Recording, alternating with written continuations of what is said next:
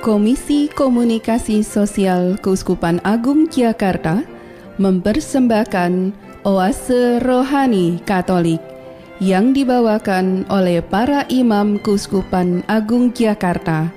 Selamat mendengarkan. Selamat pagi para pendengar Radio Cakrawala yang terkasih. Berjumpa kembali di 98,3 FM bersama saya Monica di Telebit. Para pendengar yang terkasih, hari ini Minggu 9 Maret 2014, kita semua umat Katolik memasuki hari Minggu Prapaskah yang pertama. Dan telah hadir di studio Romo Edi Purwanto PR. Selamat pagi Romo Edi.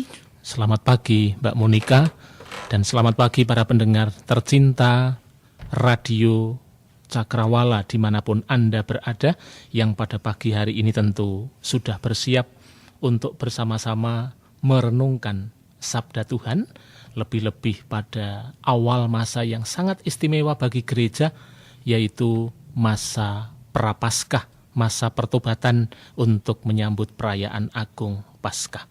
Mari kita memasuki masa itu dengan penuh sukacita, penuh pengharapan, dan penuh iman kepada Tuhan.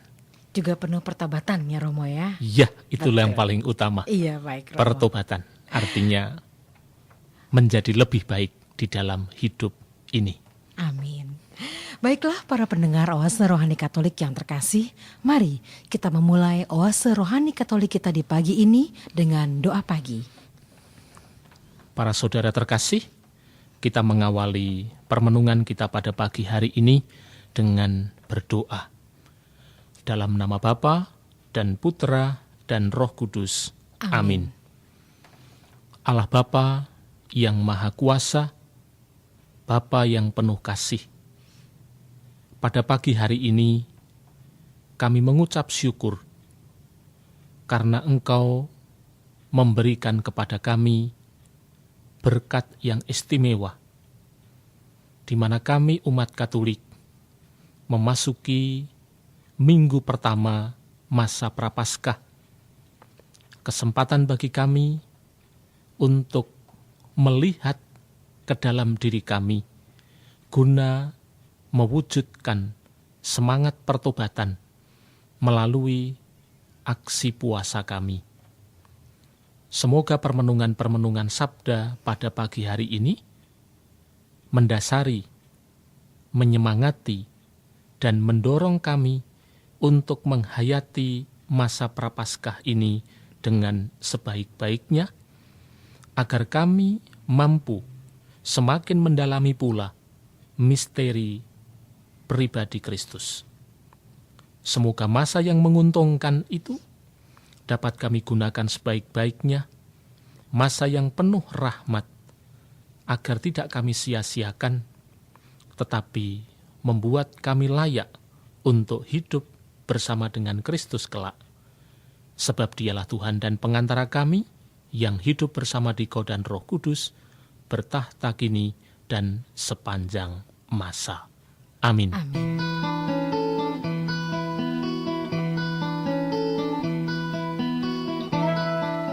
Perbincangan Rohani Injil hari ini.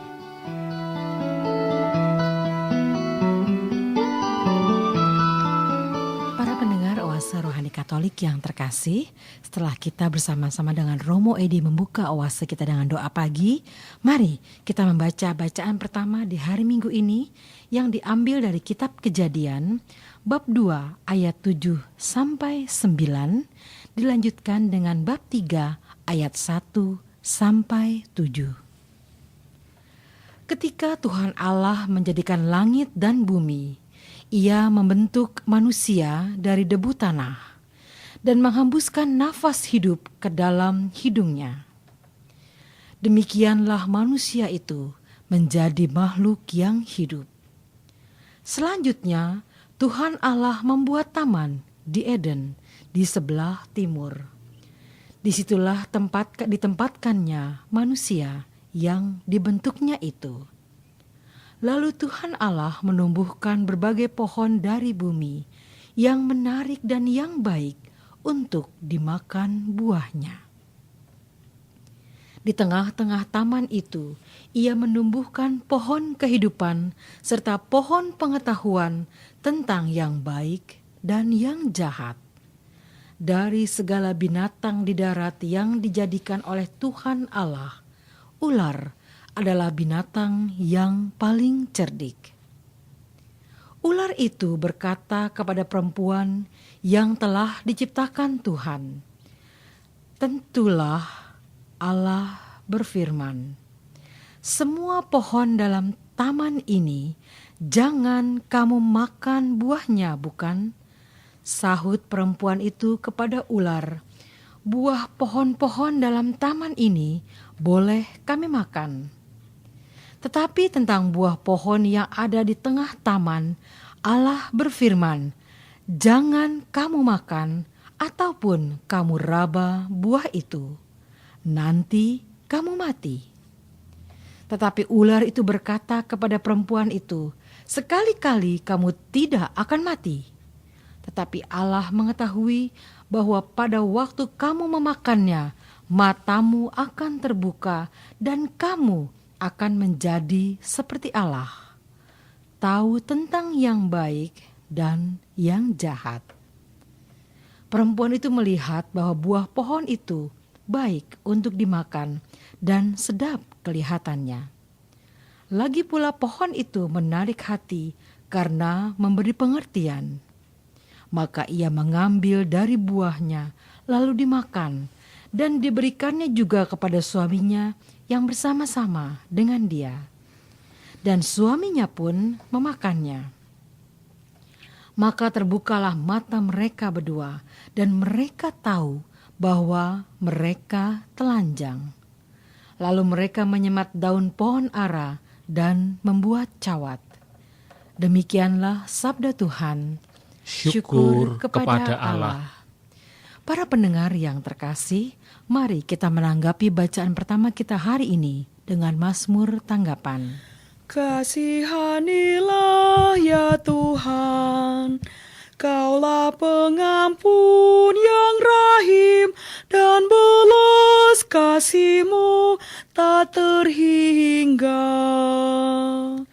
Kasihanilah ya Tuhan, Kaulah pengampun yang rahim, dan belas kasih-Mu tak terhingga. Kasihanilah aku ya Allah, menurut kasih setia-Mu, menurut besarnya rahmat-Mu, hapuskanlah pelanggaranku, bersihkanlah aku seluruhnya dari kesalahanku, dan tahirkanlah aku dari dosaku. Kasihanilah ya Tuhan, Kaulah pengampun yang rahim, dan belas kasih-Mu tak terhingga. Sebab aku sadar akan pelanggaranku, dosaku selalu terbayang di hadapanku. Terhadap Engkau sendirilah aku berdosa. Yang jahat dalam pandangan-Mu kulakukan. Kasihanilah ya Tuhan, Kaulah pengampun yang rahim, dan belas kasih-Mu tak terhingga. Para pendengar yang terkasih, setelah kita melakukan bersama-sama Mazmur tanggapan, mari kita melanjutkan dengan bacaan kedua yang hari ini diambil dari surat Rasul Paulus kepada jemaat di Roma, bab 5 ayat 12 sampai 19. Saudara-saudara, dosa telah masuk ke dalam dunia lantaran satu orang, dan karena dosa itu masuklah juga maut. Demikianlah maut telah menjalar kepada semua orang, karena semua orang telah berbuat dosa. Sebab sebelum hukum Taurat ada di dunia ini telah ada dosa. Tetapi dosa itu tidak diperhitungkan kalau tidak ada hukum Taurat. Sungguh pun demikian dari zaman Adam sampai kepada zaman Musa, maut telah berkuasa juga atas mereka yang tidak berbuat dosa dengan cara yang sama seperti yang telah dibuat oleh Adam, yang adalah gambaran dari Dia yang akan datang. Tetapi karunia Allah tidaklah sama dengan pelanggaran Adam. Sebab jika karena pelanggaran satu orang itu semua orang telah jatuh dalam kuasa maut, jauh lebih besarlah kasih karunia dan anugerah Allah yang dilimpahkannya atas semua orang lantaran satu orang, yaitu Yesus Kristus. Kasih karunia Allah jauh lebih besar daripada dosa satu orang, sebab penghakiman atas satu pelanggaran itu telah mengakibatkan penghukuman. Sedangkan pemberian kasih karunia atas banyak pelanggaran telah mengakibatkan pembenaran. Jadi jika oleh dosa satu orang maut telah berkuasa, lebih benarlah yang terjadi atas mereka yang telah menerima kelimpahan kasih karunia dan anugerah kebenaran. Mereka akan hidup dan berkuasa oleh karena satu orang, yaitu Yesus Kristus.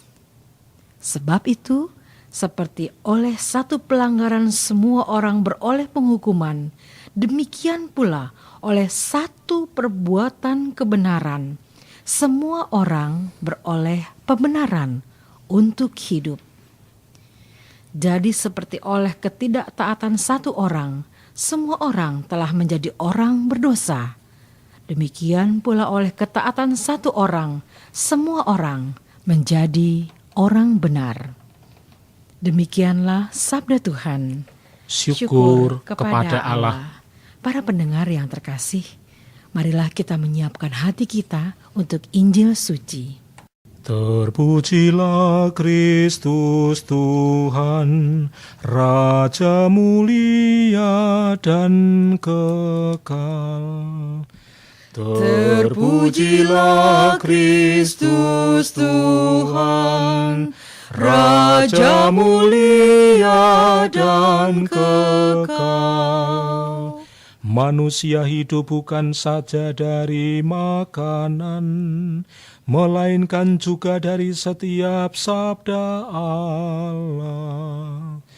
Terpujilah Kristus Tuhan, Raja mulia dan kekal. Tuhan sertamu Dan sertamu juga. Inilah Injil Tuhan kita Yesus Kristus menurut Matius. Dimuliakanlah Tuhan. Matius bab 4 ayat 1 sampai dengan 11. Sekali peristiwa, Yesus dibawa oleh Roh ke padang gurun supaya dicobai iblis. Setelah berpuasa 40 hari dan 40 malam, akhirnya laparlah Yesus. Lalu datanglah si pencoba itu dan berkata kepadanya, "Jika engkau anak Allah, perintahkanlah supaya batu-batu itu menjadi roti." Tetapi Yesus menjawab, "Ada tertulis, manusia hidup bukan dari roti saja, tetapi dari setiap firman yang keluar dari mulut Allah." Kemudian iblis membawa Yesus ke kota suci dan menempatkan dia di bubungan bait Allah. Lalu iblis berkata kepadanya, "Jika engkau anak Allah, jatuhkanlah dirimu ke bawah, sebab ada tertulis, mengenai engkau ia akan memerintahkan malaikat-malaikatnya, dan mereka akan menatang engkau di atas tangannya, supaya kakimu jangan terantuk pada batu." Yesus berkata kepadanya, Ada pula tertulis, janganlah engkau mencobai Tuhan Allahmu. Lalu iblis membawa Yesus ke atas gunung yang sangat tinggi dan memperlihatkan kepadanya semua kerajaan dunia dengan kemegahannya. Iblis berkata kepadanya, semua itu akan kuberikan kepadamu jika engkau sujud menyembah aku. Maka berkatalah Yesus kepadanya, enyahlah iblis, sebab ada tertulis, engkau harus menyembah Tuhan Allahmu, dan hanya kepada Dia sajalah engkau harus berbakti. Lalu iblis meninggalkan Yesus, dan lihatlah, malaikat-malaikat datang melayani Dia. Demikianlah Injil Tuhan. Terpujilah Kristus.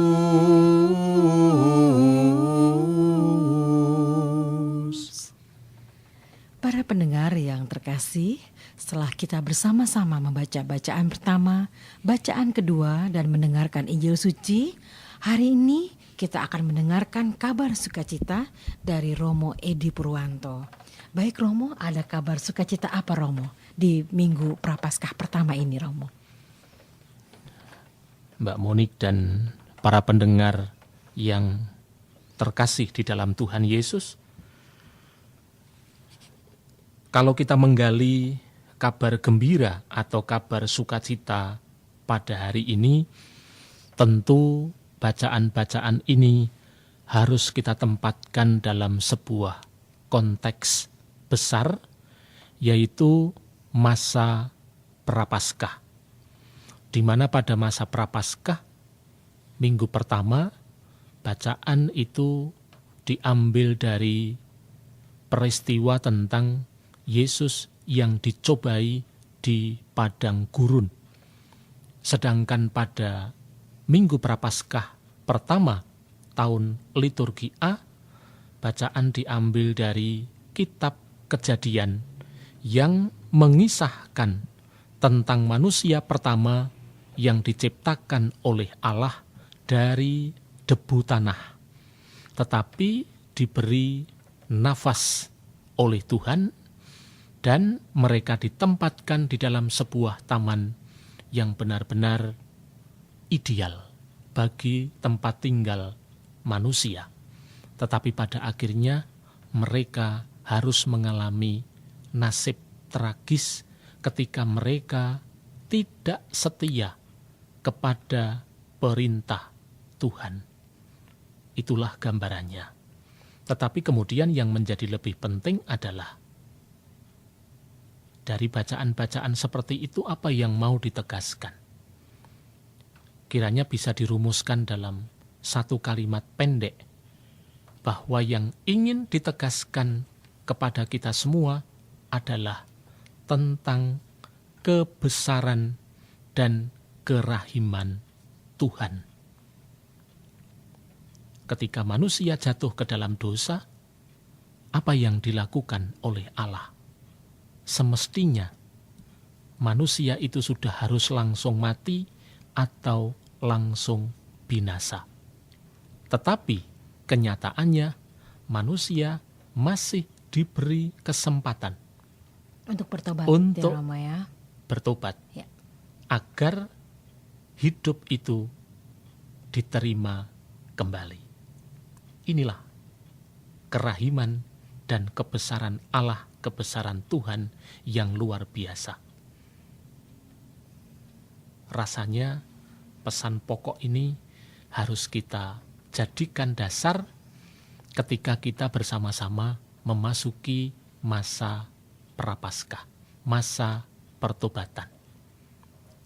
Pertobatan tentu masa itu bukan masa yang disediakan oleh gereja untuk menghukum umatnya yang telah berdosa, tetapi justru masa ini disiapkan oleh gereja untuk membangun di dalam diri umat suatu keyakinan, suatu iman bahwa kita diberi kesempatan untuk mengalami diberi kesempatan untuk menikmati rahmat pengampunan Tuhan, mengalami kebesaran Tuhan, dan mengalami kerahimannya yang luar biasa.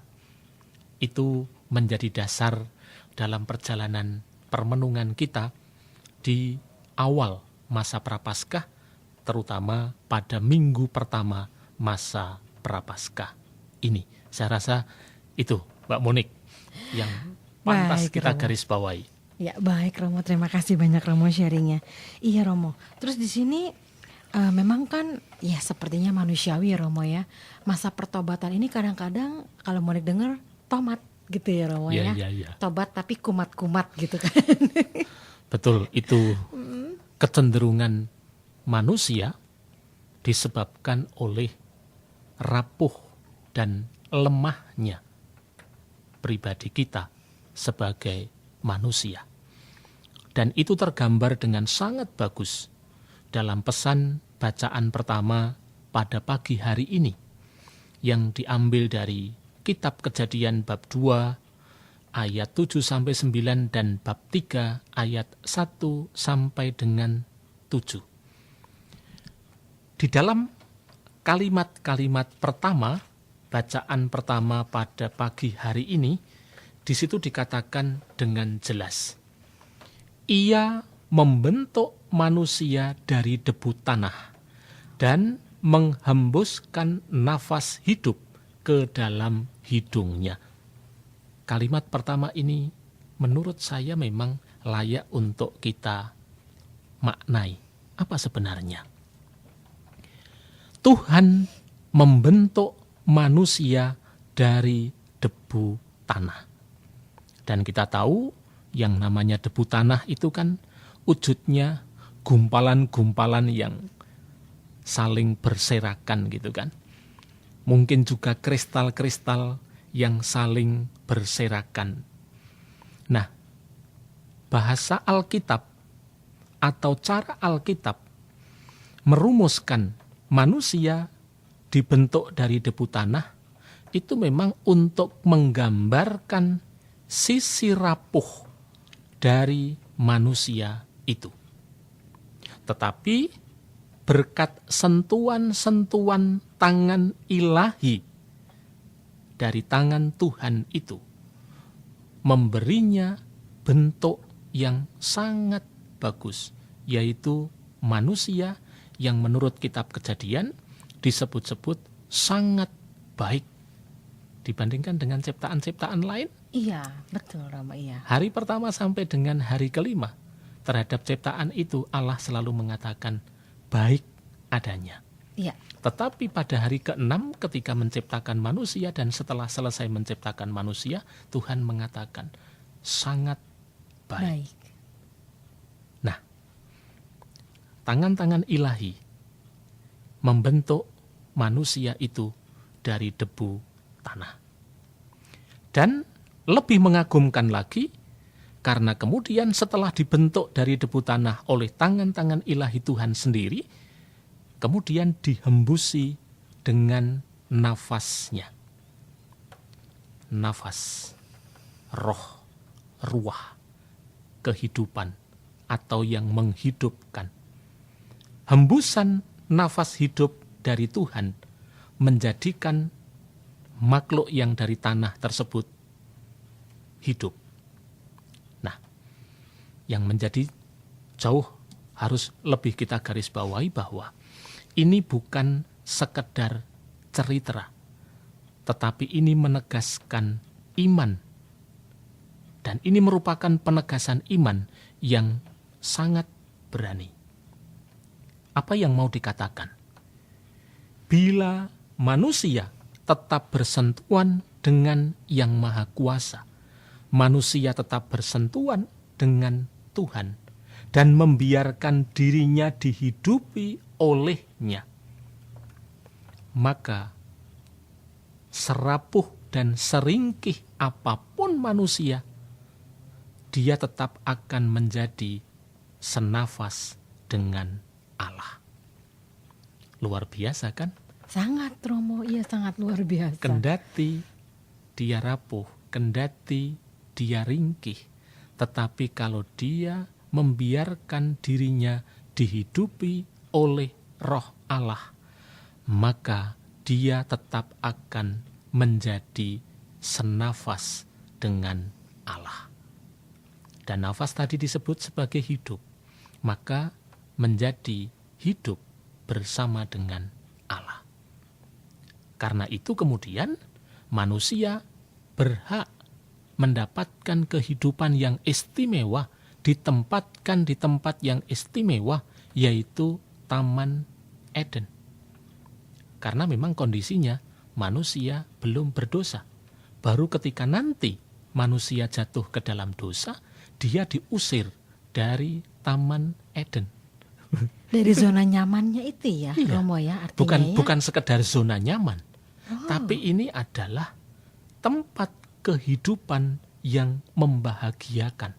Betul-betul ini adalah anugerah Tuhan yang membahagiakan, sebuah taman yang ideal, yang menggambarkan bahwa manusia masih senafas dengan Allah.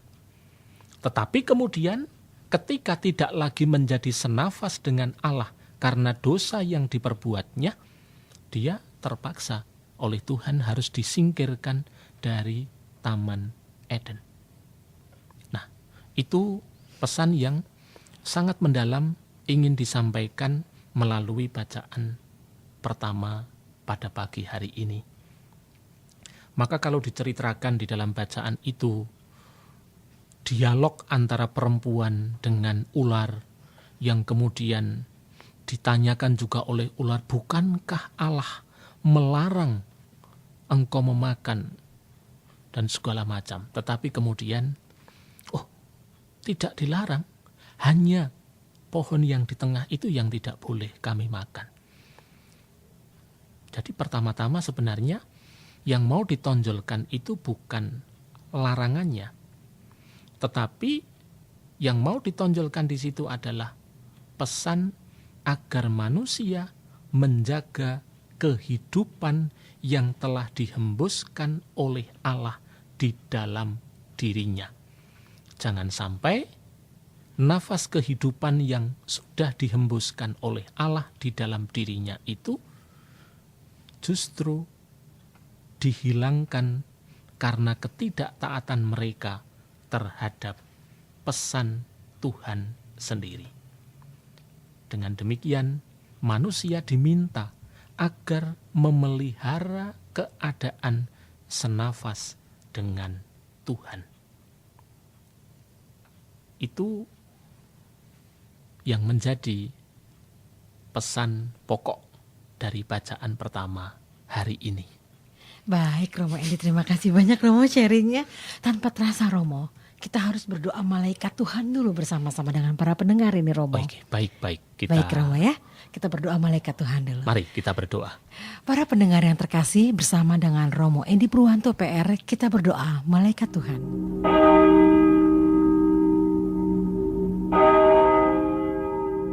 Marilah berdoa. Dalam nama Bapa dan Putra dan Roh Kudus. Amin. Maria diberi kabar oleh malaikat Tuhan bahwa ia akan mengandung dari Roh Kudus. Salam Maria, penuh rahmat, Tuhan sertamu.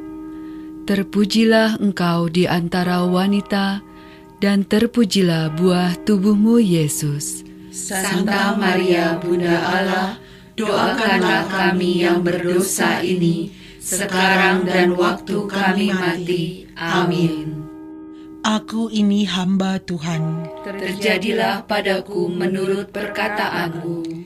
Salam Maria, penuh rahmat, Tuhan sertamu. Terpujilah engkau di antara wanita, dan terpujilah buah tubuhmu Yesus. Santa Maria, Bunda Allah, doakanlah kami yang berdosa ini, sekarang dan waktu kami mati. Amin. Sabda sudah menjadi daging dan tinggal di antara kita. Salam Maria, penuh rahmat, Tuhan sertamu. Terpujilah engkau di antara wanita, dan terpujilah buah tubuhmu, Yesus. Santa Maria, Bunda Allah, doakanlah kami yang berdosa ini, sekarang dan waktu kami mati. Amin.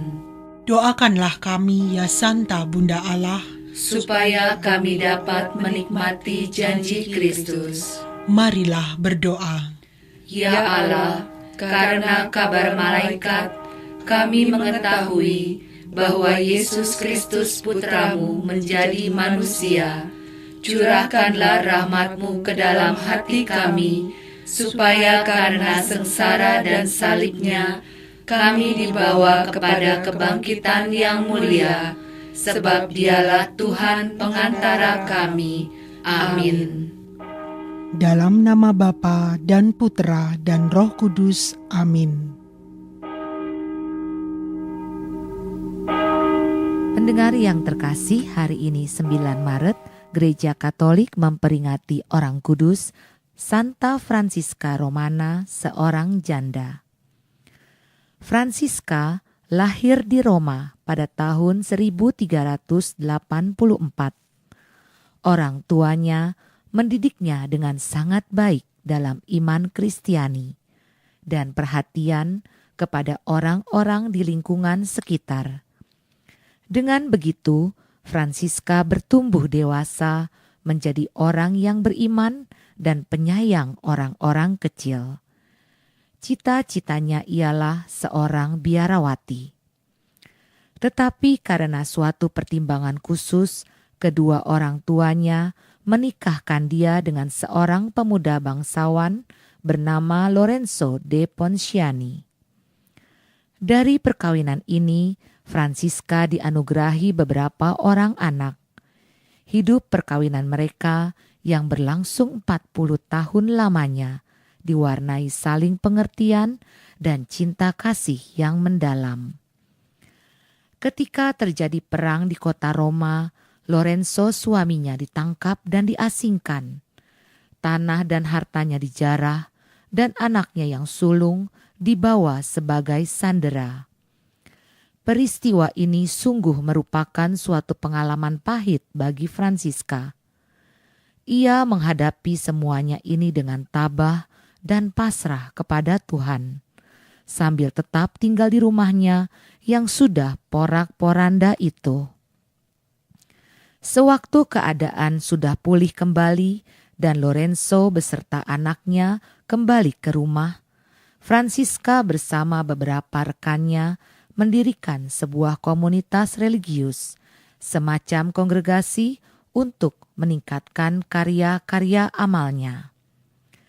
Tentang kehidupan doa, Franciska dikenal sebagai seorang pendoa, seorang mistika abad ke-15, dan model bagi ibu-ibu rumah tangga di Roma. Setelah Lorenzo meninggal dunia dan anak-anaknya meningkat dewasa, Franciska masuk biara yang telah didirikannya. Ia diangkat menjadi pemimpin hingga hari kematiannya pada tanggal 9 Maret 1440. Dengan memperhatikan seluruh cara hidupnya dan berbagai penglihatan yang dialaminya, gereja menyatakan sebagai kudus pada tahun 1608. Demikianlah pendengar yang terkasih, hari ini 9 Maret Gereja Katolik memperingati orang kudus Santa Franciska Romana, seorang janda.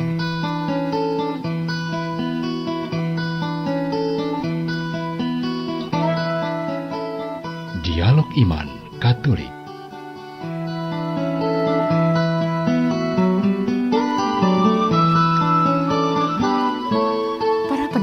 Oase Rohani Katolik yang terkasih, setelah kita bersama-sama dengan Romo Edi berdoa malaikat Tuhan, mari kita melanjutkan kembali dialog iman kita di hari ini dengan mendengarkan kembali kabar sukacita ya Romo ya. Karena Tuhan Yesus selalu memberikan kabar sukacita yang pasti ya Romo ya. Jelas, itu harus kita yakini. Tuhan tidak pernah membawa kabar petaka, tetapi yang dibawanya untuk kita adalah kabar gembira atau kabar sukacita yang membawa kehidupan. Baik Romo, ada kabar sukacita apa lagi nih Romo yang mau dibagikan buat kita Romo? Mari kita coba lihat lagi, menghubungkan antara bacaan pertama dengan bacaan Injil pada pagi hari ini. Saya merasa perlu untuk menyampaikan bahwa kisah tentang jatuhnya manusia pertama ke dalam dosa, yang sebelumnya ditempatkan di sebuah taman yang ideal, yang sangat indah dan memberi daya kehidupan, itu sebenarnya bukan cerita tentang hukuman Allah, tetapi yang mau ditegaskan adalah justru sebaliknya. Di situ tampak kerahiman Allah. Mengapa demikian? Karena memang Allah sendiri yang semestinya menghukum manusia ciptaannya yang tidak taat itu, ternyata Dia memberi kehidupan kepada manusia. Memang manusia menjadi makhluk yang mortal, artinya menjadi makhluk yang bisa mengalami kematian. Bahkan kematian itu mestinya secara langsung kena pada manusia itu, karena dia sudah makan buah yang oleh Tuhan dipesankan agar jangan dimakan. Coba tadi kan kalimatnya jelas sekali. Tetapi tentang buah pohon yang ada di tengah taman, Allah berfirman, jangan kamu makan ataupun kamu raba buah itu, nanti kamu mati. Iya, jadi jangankan dimakan iya, ya Romo. Jangankan dimakan, dipegang cuma aja, diraba saja sudah dia langsung mati, iya, gitu kan? Betul Romo. Tetapi nyatanya manusia itu memakannya dan oleh Allah dia tidak dibuat mati. Tidak dibuat mati. Tidak dimatikan. Iya. Tetapi diberi kesempatan untuk hidup. Bukankah ini nampak kerahiman Tuhan? Dan betapa keramatnya pesan itu sebenarnya yang mau menegaskan pentingnya menjaga kehidupan. Pentingnya menjaga kehidupan. Nah, kalau kita kemudian masuk dalam Injil, jelas sekali bagaimana Tuhan Yesus menjaga kehidupan, bagaimana Tuhan Yesus menjaga tetap bersatunya dirinya dengan Bapa yang mengutusnya. Bacaan Injil yang menceritakan tentang Yesus yang dibawa atau dipimpin oleh Roh ke padang gurun untuk berpuasa 40 hari 40 malam, dan kemudian diikuti oleh sebuah cerita tentang Yesus yang digodai oleh si pencoba yang identitasnya kita kenal sebagai iblis. Maka di situ tampak bahwa Yesus disertai oleh Roh Allah sendiri. Dan kita tahu setelah peristiwa pembaptisannya di Sungai Yordan, setelah dia keluar dari air, lalu turunlah burung merpati dan suara terdengar dari surga. Inilah anakku yang terkasih, dengarkanlah dia. Dan Roh itu hinggap pada dia. Roh itu juga yang membimbing dia menuju ke padang gurun untuk dicobai oleh iblis. Nah, tetapi Roh itu sama sekali tidak meninggalkan dia. Dari sini sebenarnya yang benar-benar ingin diwartakan adalah bahwa Yesus disertai oleh Roh. Bukan sekedar untuk kita kagumi, bukan sekedar untuk kita contoh, melainkan agar kita ikuti apa yang dilakukan oleh Tuhan Yesus, yang membiarkan dirinya dipimpin oleh Roh Allah sendiri, dan berkat Roh itu pula Yesus mampu menghadapi godaan-godaan yang secara bertubi-tubi dilakukan oleh si pencoba atau iblis itu. Nah, sungguh menarik kalau kita mendalami 3 bentuk godaan itu. Di mana godaan yang pertama, Yesus ditantang untuk mengubah batu menjadi roti. Mengubah materi yang bisa memenuhi keinginan daging. Iya toh? Iya, betul.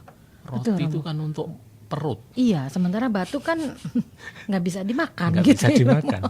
Jadi Iya. ini benar-benar Yesus ditantang untuk sekedar mengikuti keinginan daging. Dan pada waktu itu memang sangat beralasan, karena setelah berpuasa 40 hari, Yesus lapar. Tetapi yang bagi saya sangat penting di sini adalah bahwa dia tidak menukar kesertaan roh dengan makanan. Dia tetap berpegang teguh pada bimbingan roh dan dia tidak mau menukar itu dengan makanan, sekedar kebutuhan duniawi. Itu istilahnya sebatas perut ya Romo ya. Yang sebatas perut tadi. Iya. Sementara Yesus tidak mau melakukan itu. Ia tetap anak Allah. Ya. Maksudnya adalah kalau orang itu dekat dengan Allah, maka tentu saja dia akan mampu menghadapi itu dengan kekuatan Allah sendiri. Nah, itu godaan pertama. Kemudian godaan kedua, Yesus dibawa ke bubungan bait Allah dan ditantang oleh iblis itu untuk menjatuhkan diri dari puncak bait Allah itu. Ya, biasalah, iblis ternyata juga pintar kitab suci gitu kan. Menggunakan ayat-ayat kitab suci sebagai pendasaran. Betul. Pernah dikatakan bahwa Allah akan menyuruh malaikat-malaikat untuk menjaga engkau, jangan sampai kakimu tersandung atau terantuk pada batu. Itu ada di Mazmur 91 ayat 11 sampai dengan ayat 12. Ternyata setan itu juga mahir memakai kitab suci, tetapi dia memakai ayat itu dan menafsirkannya untuk kepentingan pribadi setan itu. Untuk kepentingan pribadinya. Maka juga kalau ada orang-orang yang mulai mengutip ayat kitab suci, mulai ada orang yang menafsirkan kitab suci menurut keinginannya sendiri, demi dirinya, saya kadang, ini kok bisa-bisanya ya memanipulasi sabda Tuhan untuk memenuhi kepentingan dirinya. Benar menurut dirinya sendiri ya Romo ya. Apalagi nanti kalau ada yang mulai mengambil ayat kitab suci, menafsirkannya hanya untuk membunuh karakter atau membunuh pribadi orang lain, atau untuk menghakimi orang lain, menjatuhkan pribadi orang lain. Wih, kejam sekali itu. Padahal sabda mestinya tidak dipakai untuk seperti itu kan. Betul Romo. Nah, godaan ini memang erat sekali dengan problematik ketenaran. Dan itu sangat erat dengan kesombongan. Biasanya kan beda-beda tipis atau batasnya sangat tipis. Orang kalau tenar, kecenderungannya atau bisa menjadi mudah menjadi sombong. Walaupun kita juga tahu banyak orang tenar yang tetap rendah hati. Betul. Kita tahu. Tapi perbandingannya jauh Ya, Romo. tapi perbandingannya jauh. Umumnya Iya. sedikit saja tenar atau baru sedikit tenar saja sudah mulai sombong, sudah mulai tinggi hati dan segala macam. Iya, merasa tahu semuanya ya Ya, Romo. nah, Yesus Ya. ternyata tidak tergoda untuk itu. Nah, itu godaan kedua. Sementara godaan ketiga itu makin gencar dilancarkan oleh iblis. Yesus ditawari kekuasaan atas seluruh dunia beserta kemegahannya. Coba bayangkan, ini bukan hanya seharga 1 triliun kalau dunia dengan segala kemegahannya. Mungkin malah tidak terhitung dengan uang. Tak terhingga, tak terhitung dengan uang. Ya. Nah, tetapi kemudian iblis mensyaratkan, engkau harus sujud menyembah aku. Tetapi kemudian Yesus tidak tergiur juga ternyata oleh kekuasaan ataupun oleh jabatan itu.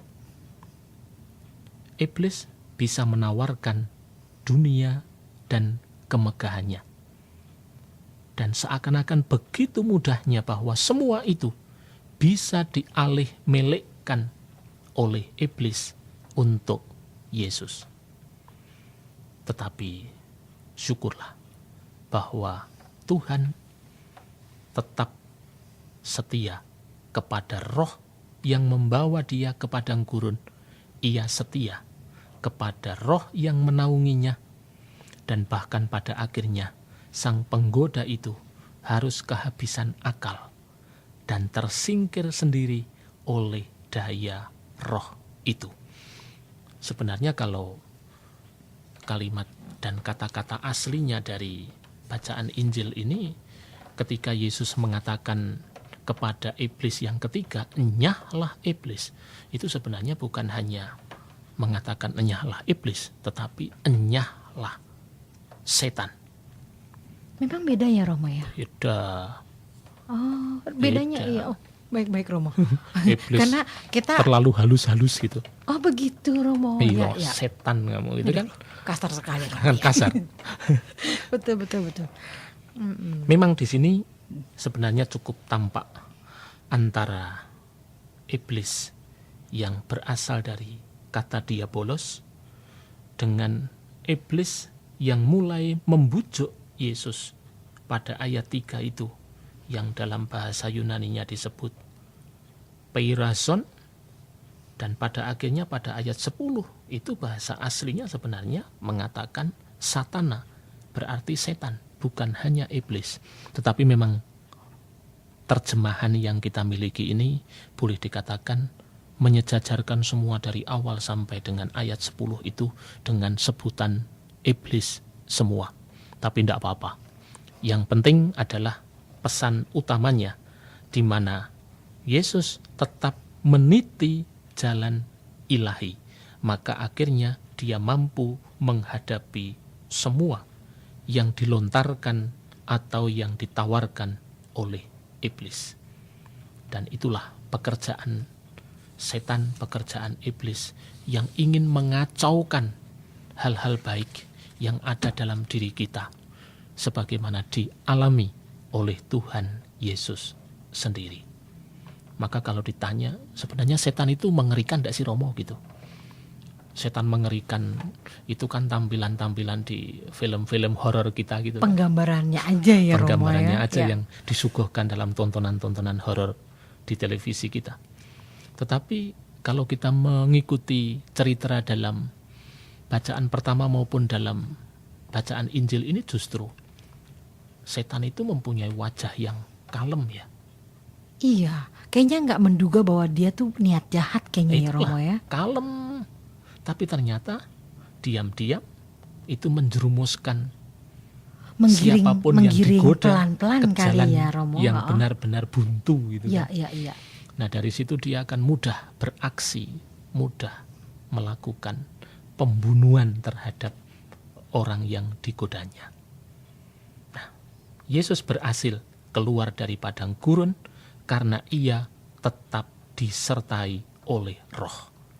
Maka dalam hal ini kalau kita boleh dikatakan mau menyimpulkan, ya memang tokoh utama di peristiwa ini adalah roh yang tetap menyertai Yesus.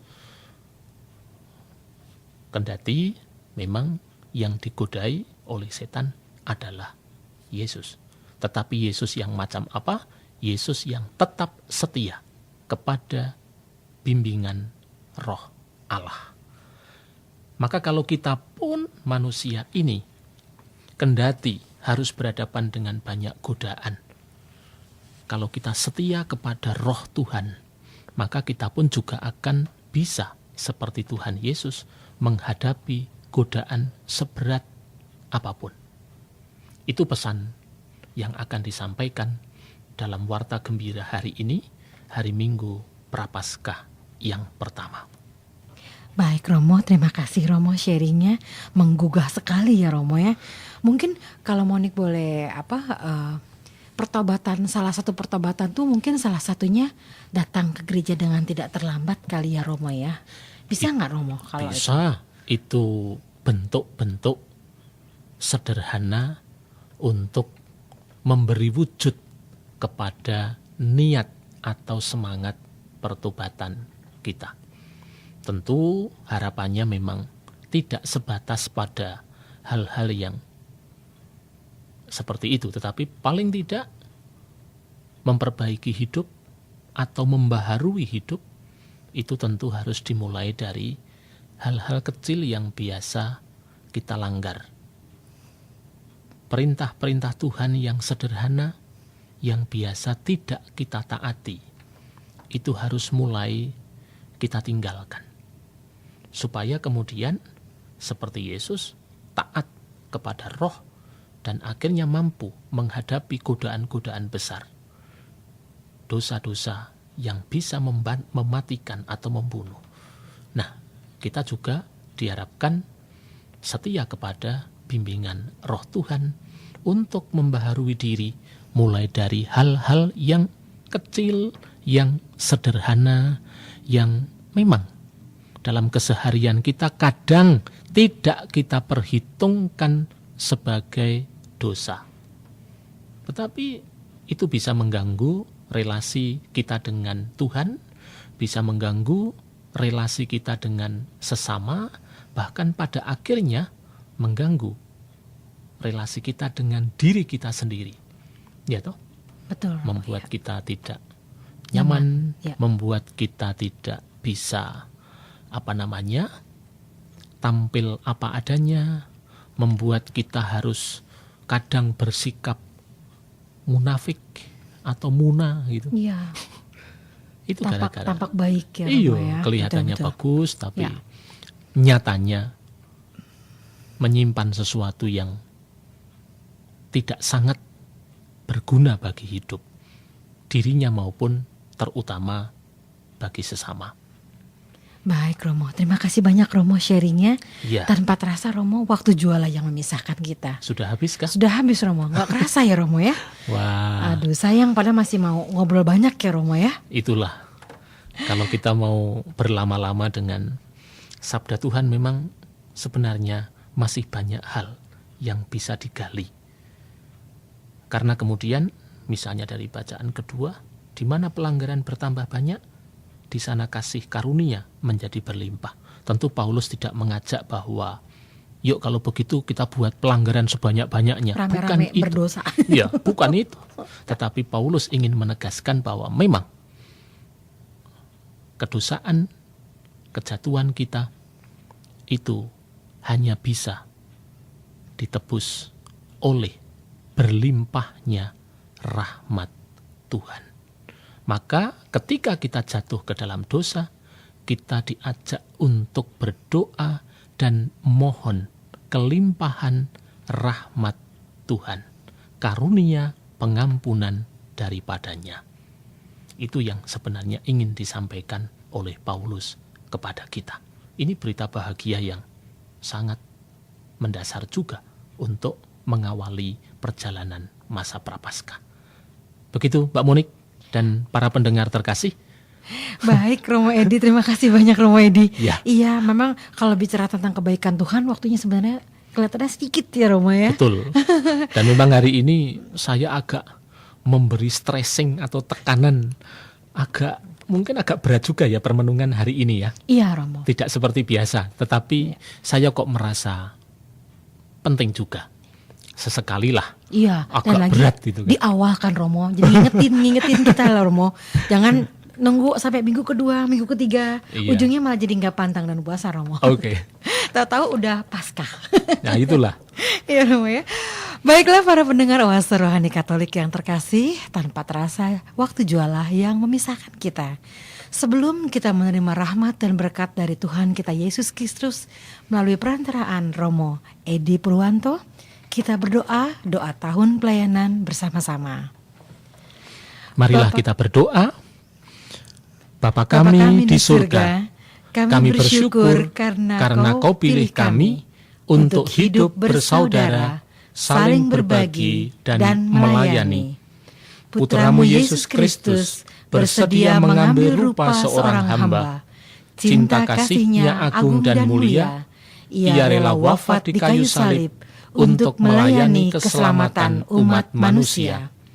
Bimbinglah kami dengan Roh Kudus-Mu, agar kami bertekun mewujudkan ajaran-Nya, supaya kami lebih suka melayani, bukan dilayani, supaya kami berbela rasa bagi yang menderita, supaya kami melayani dengan tulus dan gembira.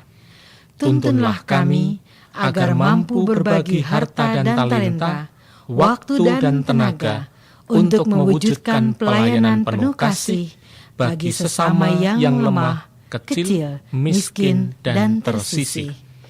Bunda Maria, Bunda kami, doakanlah kami agar makin mampu melayani, diresapi semangat pelayanan Putra-Mu sendiri. Demi Kristus Tuhan dan pengantara kami. Amin. Marilah kita mohon berkat Tuhan untuk hidup kita, untuk perjalanan kita di dalam menghayati masa Prapaskah, agar pertobatan yang kita lakukan benar-benar menjadi persiapan yang mencukupi untuk menyambut perayaan agung kebangkitan Tuhan kita, Yesus Kristus, dan agar seluruh hidup kita diperbaharui hanya oleh rahmat dan kerahiman Tuhan. Tuhan sertamu. Dan sertamu juga. Semoga kita semua, keluarga kita, pribadi-pribadi yang kita doakan pada hari ini, dan juga seluruh karya yang akan kita tekuni lebih-lebih di masa Prapaskah ini, senantiasa dirahmati, dilindungi, dan dibimbing oleh berkat Allah yang Maha Kuasa, Bapa dan Putra dan Roh Kudus.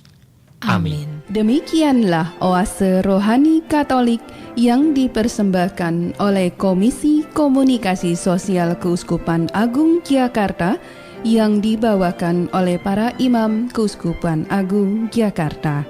Tuhan memberkati.